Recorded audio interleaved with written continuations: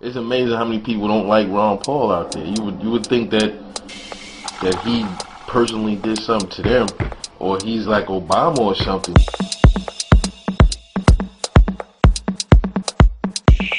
A lot of stuff he says makes perfect sense.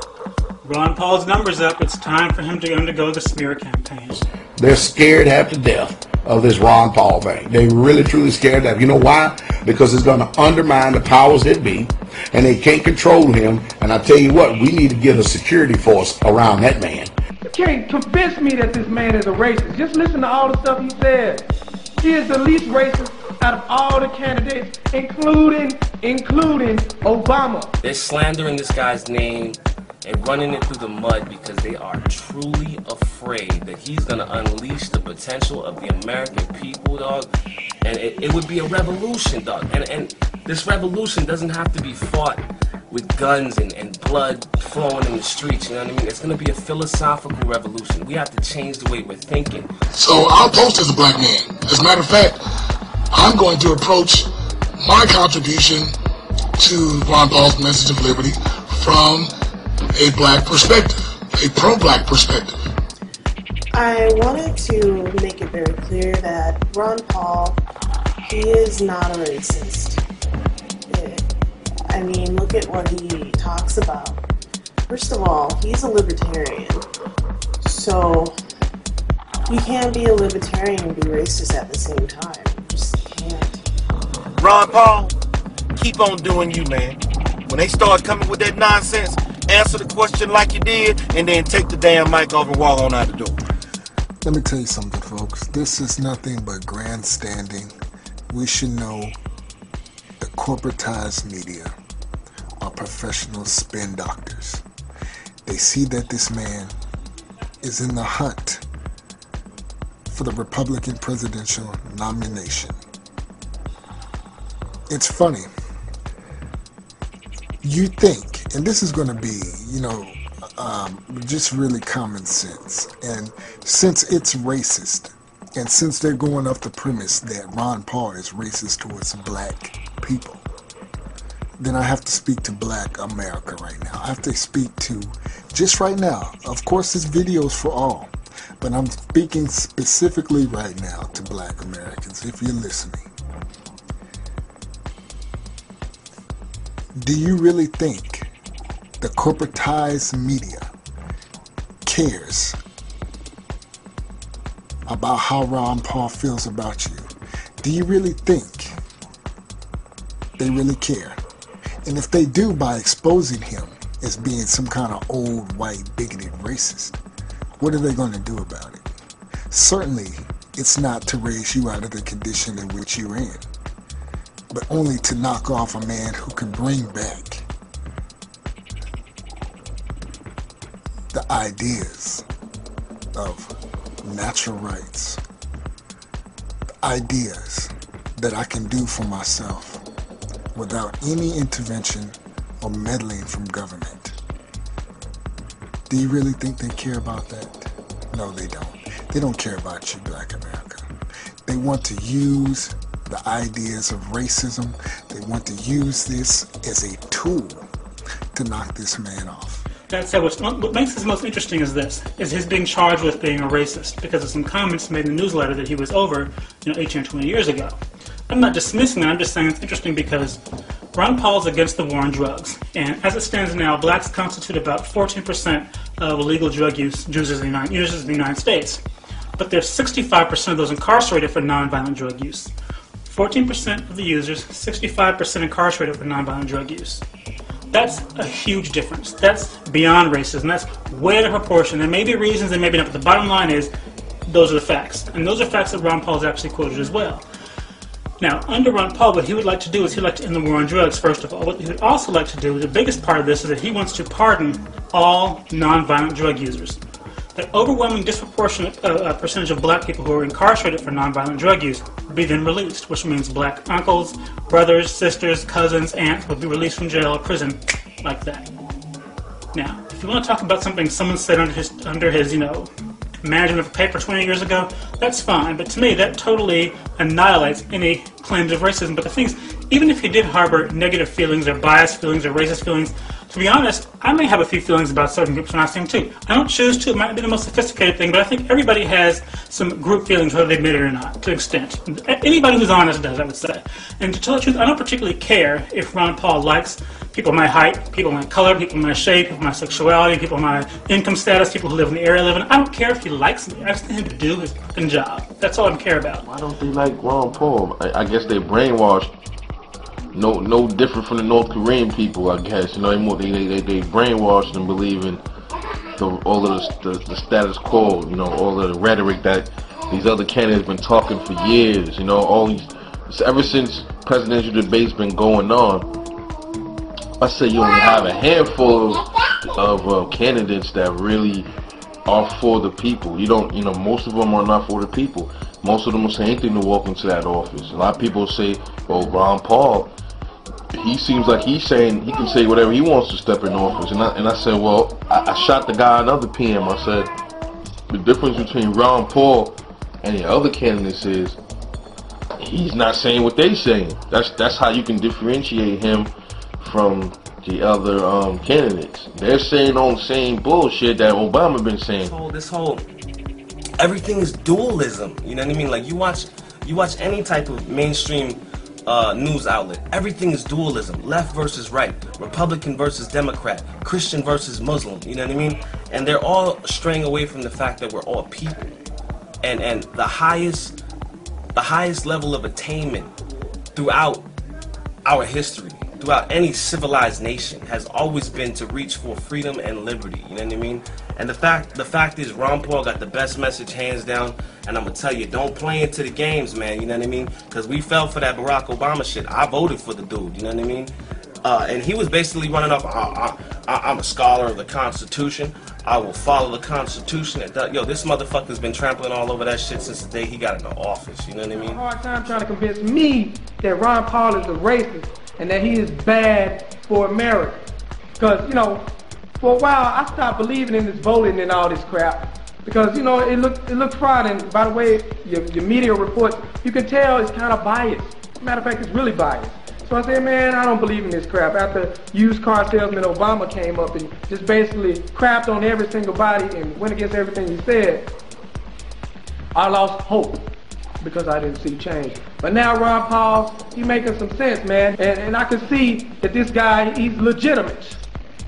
And you jokers are tripping. Ron Paul, check out the website and start listening to a lot of the stuff he says when he's on TV. Because every time I didn't see this dude, he's been making perfect sense about the healthcare, about the wars, about the Federal Reserve. All of this stuff is just on point, man. And I didn't fact check the dude and everything. And everything he has said has been truth. And a lot of stuff Obama has said has been lies. I want to talk about what I saw on Fox News about Ron Paul being a spoiler. I'm sorry. I've got to laugh because just the way they say it with such disgust. They make him sound like he's in a box or a carton of eggs in the refrigerator with that. He spoiled it. He's gonna spoil everything. Man, they are fighting hard. They are fighting so hard. Look at the history of our country and look and see what this country has done to every single presidential candidate that would not bow down their knee to the establishment and do it the way that they say do it. Hey, all this warmongering, senseless, useless and stuff. The empire is on the run and is just about at its end. All you black people out there, don't pay attention to this mudslinging stuff. Take a person at their words. Take a person at their words. And then listen to what they say. And then look at the spirit in which these people speak and talk and how they just continue. You know why? Because they don't have nothing else. Rick Romney is a hypocrite. Michelle Bachmann, she need to go on back home somewhere. And her stupid self, she looked just totally idiotic with her fear-mongering. We better get them. We better get them. You know, just stupid thing and stuff. But anyway, I think the establishment is afraid because the whole entire country is waking up. So the more they sling mud at Ron Paul, the more that people, they look and they see, they understand, and then people like me, people like other people who see what goes on, we are able to reach the people who can't read between the lines of what's really truly going on. So to change our thoughts about Ron Paul, it's precisely why you see many YouTube videos of black folks making videos calling Ron Paul a racist, while at the same time not even giving so much as a whim about his constitutional stance on issues like economic reform, gun rights, personal and natural rights. The very things that can get the very people he's accused of being racist of out of the situation in which they have found themselves in. It's funny. All one has to do is follow the trail of deceit by this corporate media. That's why I say this man is not a racist. He may sound wacky to the average American because he actually makes sense. Peace.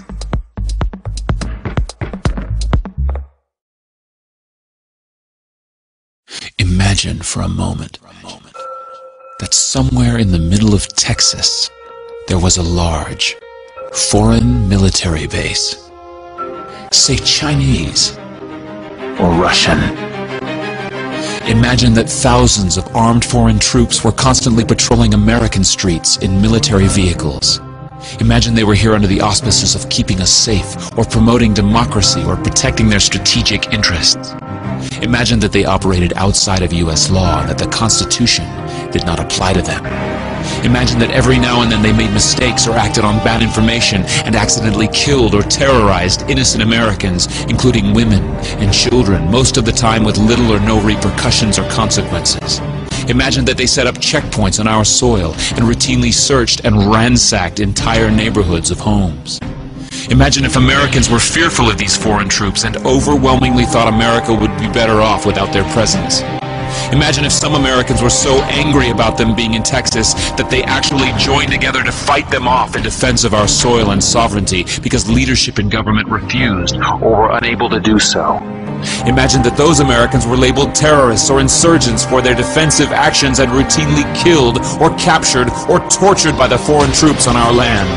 Imagine that the occupiers' attitude was that if they just killed enough Americans, the resistance would stop, but instead, for every American killed, 10 more would take up arms against them, resulting in perpetual bloodshed.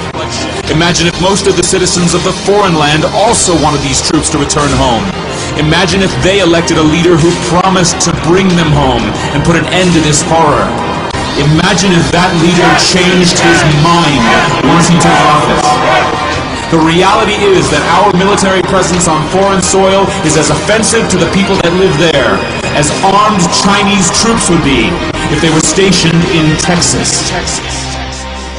Shutting down military bases and ceasing to deal with other nations with threats and violence is not isolationism. It is the opposite. Opening ourselves up to friendship, honest trade, and diplomacy is the foreign policy of peace and prosperity. It is the only foreign policy that will not bankrupt us in the short order, as our current actions most definitely will. I share the disappointment of the American people in the foreign policy rhetoric coming from the administration. The sad thing is, our foreign policy will change eventually, as Rome's did, when all budgetary and monetary tricks to fund it are exhausted.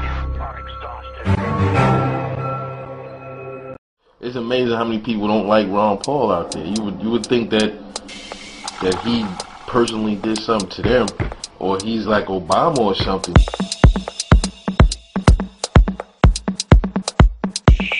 A lot of stuff he says makes perfect sense.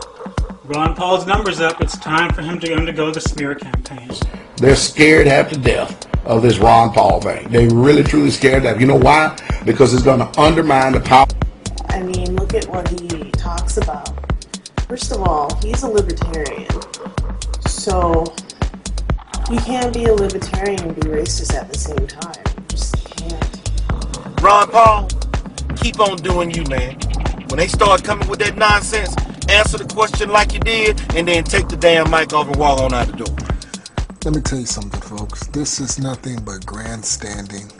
We should know the corporatized media are professional spin doctors. They see that this man is in the hunt for the Republican presidential nomination. It's funny. You think, and this is going to be, just really common sense. And since it's racist, and since they're going off the premise that Ron Paul is racist towards black people.